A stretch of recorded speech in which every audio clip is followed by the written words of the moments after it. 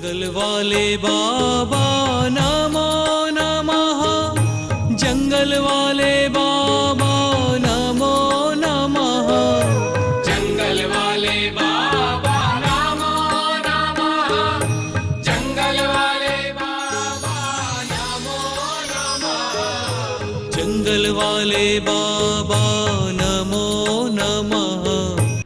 संसारी प्राणी जहाँ विषय राग द्वेष और कषायों में आसक्त होकर के संतप्त होता जा रहा है, उनके संताप की चरम सीमा है। मैं समझता हूँ ये जो भीषण गर्मी है, इस भीषण गर्मी से भी संसारी प्राणी का संताप अधिक है। चाहे सर्दी हो, चाहे गर्मी हो, कितने भी कड़ाके की ठंड भी क्यों न हो, लेकिन संसारी प्राणी का संताप कभी समाप्त नहीं होता है। लेकिन आचार्यों ने कहा ये संसारी प्राणी का संताप समाप्त कब और कैसे हो सकता है, तो उन्होंने आचार्यों ने नीतिकारों ने हम लोगों के लिए कहा, चंदनम शीतलम लोके चंदनातपि चंद्रमा ताभ्याम चंदन चंद्राभ्याम शीतल साधु संगति। किसी ने पूछा ये संसारी प्राणी का संताप कैसे समाप्त हो सकता है, संसारी प्राणी के मन में शीतलता कब और कैसे आ सकती है। तब आचार्यों ने कहा कि चंदनम शीतलम लोके, यदि गर्मी बढ़ जाती है तो संसारी प्राणी क्या करता है, चंदन का लेप कर लेता है, चंदन का लेप कर लेता है, तो निश्चित रूप से उनके संताप समाप्त हो जाता है। इतना ही नहीं, आचार्यों ने मंदिर जाने के लिए कहा, मंदिर जाकर के चंदन लगाने के लिए कहा, क्योंकि जो रोज़ प्रतिदिन मंदिर जाता है, रोज़ चंदन लगाता है, वह निश्चित रूप से स्वस्थ रहता है, उनके मानसिक विकार कभी उनमें मन में विकार पैदा नहीं होते हैं और वह सुंदर होता है और उनका चेहरा दमकने लगता है। इसीलिए मंदिर जाकर के चंदन लगाने की बात आती है। संसार में यदि कोई शीतल पदार्थ है तो चंदन है। संसार में तुम्हारे फ्रिज के कोई पदार्थ शीतल नहीं होते हैं। संसार में कोई शीतल पदार्थ है तो क्या है, चंदन है। और यदि गर्मी बढ़ जाती है तो माथे पर चंदन का लेप किया जाता है तो मस्तिष्क की गर्मी उतर जाती है। इसीलिए नीतिकारों ने कहा चंदनम शीतलम लोके, अर्थात संसार में, लोक में चंदन सबसे अधिक शीतल वस्तु है। नीतिकारों ने कहने के बाद शिष्य ने पूछा क्या चंदन से भी कोई शीतल वस्तु होती है। तब उन्होंने कहा हाँ, चंदनातपि चंद्रमा, अर्थात चंदन से भी दुनिया में कोई शीतल पदार्थ है तो वह चंद्रमा है, और चंद्रमा की चांदनी है। चंदन से भी शीतल क्या है, चंद्रमा, और चंद्रमा की चांदनी है। और शिष्य ने पूछा कि इससे भी कोई संसार में कोई शीतल पदार्थ होती है क्या, इससे भी कोई शीतल वस्तु होती है क्या। तब आचार्यों ने कहा हाँ, ताभ्याम चंदन चंद्राभ्याम, अर्थात उस शीतल चंदन और चंद्रमा से भी यदि कोई शीतल वस्तु है तो वह साधुओं की संगति है। साधुओं की संगति में आते ही सारे संताप समाप्त हो जाते हैं, सारे आकुलताएं, व्याकुलताएं, विकल्प सब समाप्त हो जाते हैं। अनाकुलता अपने आप आने लगती है, शत्रु मित्र के भाव समाप्त होते हैं, राग द्वेष के भाव समाप्त हो जाते हैं। साधुओं की संगति की महिमा अपरंपार है। सभी धर्म और दर्शनकारों ने साधु की संगति की महिमा का कथन किया है। वास्तव में साधु के संगति के महिमा का कथन कोई भी नहीं कर सकता है, शब्दों से कथन किया नहीं जा सकता है, क्योंकि साधुओं के संगति में व्यतीत किया गया एक क्षण करोड़ वर्ष जीवन जीने के बराबर होता है। यहाँ के आप लोगों ने बैठ करके जो शीतलता का अनुभव कर रहे हैं, जो निर्मलता का अनुभव कर रहे हैं, इतनी निर्मलता करोड़ों वर्ष जीने के बाद भी, बिना साधुओं के संगति के करोड़ों वर्ष जीने के बाद भी नहीं आ सकती। बंधुओं, इसीलिए अभी आप भजन सुनकर के इतना अच्छा लग रहा था, आज हमारा भाग्य उदय आया। वास्तव में पूर्व के पुण्य के वजह से संतों का समागम होता है, पैसे से संतों का समागम नहीं होता। बिना पूर्व के पुण्य के उदय के बिना सच्चे संतों का समागम होना संभव नहीं है। आचार्यों ने कहा पूर्व भाव में आपने तीर्थ क्षेत्र का दर्शन किया होगा और तीर्थों में जाकर के दान किया होगा, धर्म किया होगा, पूजा पाठ किया होगा, त्याग किया होगा और दान आदि करने के कारण तीर्थ क्षेत्र में बैठ करके अपने तप किया होगा। इसका फल है आज संतों का समागम आपको मिलता है। इसके बिना संतों का समागम नहीं मिलता।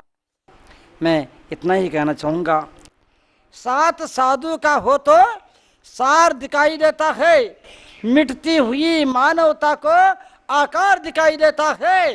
होली दिवाली आते हैं और चली जाती हैं, किंतु जिस दिन जिस गांव में संत होते हैं वहाँ पर हर दिन त्योहार दिखाई देता है। मैं आया हूँ सुबह से, आप लोगों के उत्साह उमंग को देख करके ऐसा लगता है जैसे होली और दिवाली आई है। आपकी खुशी और प्रसन्नता बंधुओं, संतों के समागम से खुशी उन्हीं को हो सकती है जो सन्मार्गी होता है, जो भविष्य में भगवान बनने वाला होता है, जो भव्य होता है, जो निकट भव्य होता है, जो गुरुओं के प्रति बहुमान रखता है, वही व्यक्ति ये काम कर सकता। हर किसी की वश की बात नहीं है। वास्तव में आपका बहुत बड़ा सौभाग्य है। और दूसरे पहले एक भजन बोला जा रहा था, अपना जीवन सफल बनाओ। जीवन को यदि सार्थक करना चाहते हो तो संतों का समागम करो। देखो, तुम पढ़ लो, लिख लो, कुछ भी कर लो, लेकिन तुम्हें सत्य समझ में नहीं आएगा। मैं जंगल में रहता हूँ, तुम जैसे उपदेश सुन रहे ना, ऐसे ही उपदेश सारे पशु पक्षी भी सुनते, बिना बोले उपदेश सुनते हो, उनको कुछ बोलना नहीं पड़ता। यदि वितराग दृष्टि से उनको देखो, चाहे शेर हो, चाहे सर्प हो, चाहे कुछ भी हो, कितने भी हिंस्र क्रूर प्राणी हो, जीव जंतु क्यों न हो, प्यार से उसको निहारो, वो भी आपको प्यार से निहारने लगता है। और तुम सोचो, और ऊपर भी चढ़ रहा है तो उसको देख करके मुस्कुरा दो। यदि सर्प ऊपर चढ़ रहा है तो ये मुस्कुरा दो, तुम भी जीवो, मेरे को भी जीने दो, बस वो भी मुस्कुराता है। बंधु, सिर्फ भावों का खेल है। भगवान बनना किसी और किसी की बात नहीं, साधना भावों का खेल है। जब तक संसार और शरीर से ऊपर नहीं उठते हैं तब तक साधना की शुरुआत नहीं हो सकती। बहुत बड़ी साधना है। वास्तव में देखा जाए, यहाँ पर तो तुम्हारे घर है, फिर भी तुम्हारे घर में जीव जंतु आ जाते, सर्प आ जाते। मैं तो वहाँ पर जाता हूँ, उन्हीं के घर में जाकर के घुस के बैठ जाता हूँ। कितनी बड़ी बात होती है। 24 घंटे मृत्यु के मुख में खड़ा होना होता है, लेकिन जो वैराग्यवान होता है, जिनको जल्दी भगवान बनने की आकुलता रहती है, जिनको आगे बढ़ना होता है, वैराग्य से ओतप्रोत होता है, वही इस प्रकार के कदम उठा सकता है। हर कोई का हिम्मत नहीं हो सकती है। संसार से जो भयभीत होता है, जो भगवान बनना चाहता है, हम तो इस प्रकार की साधना करके हम देखते हैं। और तो और पशु बहुत अच्छे होते हैं। मैं देखता हूँ, एक पगडंडी है, मैं पगडंडी से अंदर जा रहा हूँ, आ रहा हूँ, लेकिन पगडंडी के बगल में ही एक हाथ के ऊपर पास पर ही एक पेड़ है, और पेड़ पे खोक में यदि सर्प बैठा है, और सर्प भी ऐसे होते छोटे मोटे केंच में जैसे नहीं होते, 10-10, 15-15 फुट लंबे सर्प होते हैं। और वो, लेकिन वो प्राणी इतना खतरनाक नहीं है जितना खतरनाक मनुष्य होता है। यदि वह पेड़ के कोह में बैठ करके देख रहा है, मैं आ रहा हूँ तो देखता रहता, जैसे जैसे जा रहा हूँ वैसे वैसे देखता रहता। तुम भी देख करके अनदेखा करके आगे बढ़ोगे, कुछ नहीं होगा, उसी के बगल से निकल के जा सकते हो। वो चला करके तुम्हारे ऊपर प्रहार नहीं करेगा, जैसे जैसे मुड़ते जा रहे वैसे वैसे देखता चला जाता। लेकिन वह आपको देखने के बाद भी आप पर प्रहार नहीं करता। लेकिन मनुष्य उसको देख ले तो पत्थर उठाता, लाठी उठाता, क्या क्या नहीं करने की जरूरत। और दोनों में तालमेल बैठ गया तो कहना ही क्या, दोनों में मित्रता आ जाती है। वो उपदेश सुनते हैं, बिना बोले उपदेश समझते हैं। ये वीतरागी है, ये साधु है, ये साधक है। सिर्फ वो दृष्टि को देखते हैं। यदि तुम्हारे आंखों में प्यार है, समता भाव है, स्वात्म समत्व की भावना है, वीतरागता की भावना है, तो वो सर्प भी कुछ भी नहीं कर सकता। और तुम्हारे अंदर आंखों में दृष्टि में दोष है, राग है, द्वेष है, ईर्ष्या है, तो समझ जाता और प्रहार करने के लिए खड़ा हो जाता। और एक बार प्यार हो जाता है, जैसे आप लोग बैठे रहते हैं ना, उसी प्रकार सारे प्राणी आकर के बैठ जाते हैं और मैं साधना करता हूँ, वो जा कर के देखते रहते हैं। और इतना ही नहीं, अभी मैं रावत फाटा के जब जंगल में साधना कर रहा था, मैं यदि चाहूँगा तो कह दूँ कि यहाँ पर कोई नहीं आए, तो सर्प आकर के खड़ा हो जाता, किसी को अंदर आने नहीं देता है। वो इतने संवेदनशील होते, इतने वफादार होते हैं। लेकिन मनुष्य जैसे खतरनाक प्राणी दुनिया में, बेचारे वो एक बार भोजन कर लेना सो जाएंगे, और मनुष्य पेट भी भर लेता, पेटी भी भर लेता, फिर भी प्राण लेने के लिए तुले रहता। प्राणी मात्र का कल्याण तो बहुत आसान है, लेकिन मनुष्य प्राणी का कल्याण करना बहुत कठिन होता है। लेकिन आचार्यों ने कहा जब भी कल्याण होगा मनुष्य का ही होगा। मोक्ष यदि मिलेगा तो मनुष्य को ही मिलेगा, क्योंकि मनुष्य ही पूर्ण रूप से संयम को धारण कर सकता है, परिपूर्ण साधना कर सकता है, परिपूर्ण मानवता को धारण कर सकता है। मोक्ष और कुछ भी नहीं है। मोक्ष क्या है? परिपूर्ण मानवता का नाम मोक्ष है। तुम परिपूर्ण मानव बनने का प्रयास करो, तुमको मोक्ष एक दिन मिल ही जाएगा। पूर्ण रूप से मानव बनो, परिपूर्ण मानव बनो, निश्चित रूप से महामानव बन जाओगे, निश्चित रूप से बहुत बड़ा काम हो जाएगा। मैं इतना ही कह रहा था, जीवन सफल बनाना चाहते हैं तो हमें सोचना होगा हमें क्या करना है। उन अनेक साधनों में एक साधन है संतों का समागम। संतों के समागम के बिना जीवन सार्थक नहीं हो सकता। पैसे कमाने से जीवन सार्थक हो गया क्या? बोलो।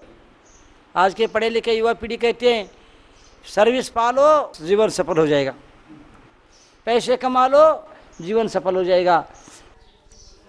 जीवन सार्थक करो। हाँ, मार्ग अवरुद्ध नहीं होता, मार्ग कुंठित नहीं होता। आप अपने जीवन को और सार्थक कर सकते हो। अहिंसा परमो धर्म की। जंगल वाले बाबा नमो नमः, जंगल वाले बाबा नमो नमः, जंगल वाले बाबा नमो नमः, जंगल वाले बाबा नमो नमः, जंगल वाले बाबा